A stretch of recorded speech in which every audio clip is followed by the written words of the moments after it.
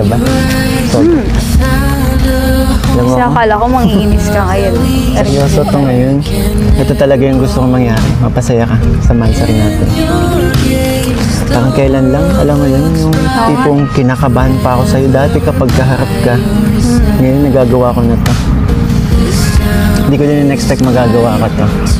Actually, madami pa akong gustong gawin eh. Pero, syempre, isa-celebrate muna tayo ng mansari natin. Together with Kuya Val and Ate Edna, diba? Mamaya. Kaya nga. Akala ko exact ngayon talaga. Hindi ako nag-expect na may ganito pero thank you. And alam mo ba? Etong place na to. Ano? Ito kasi yung ano ko, favorite spot ko. Kapag nanonood ako ng sunset, naalala mo may videos ako dito. Sa Facebook nakita ko.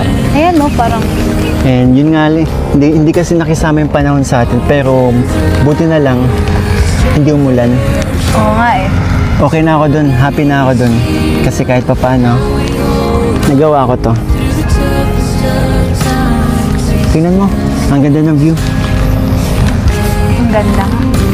Oo, sobrang ganda. Nun. Thank you ah. Thank you din.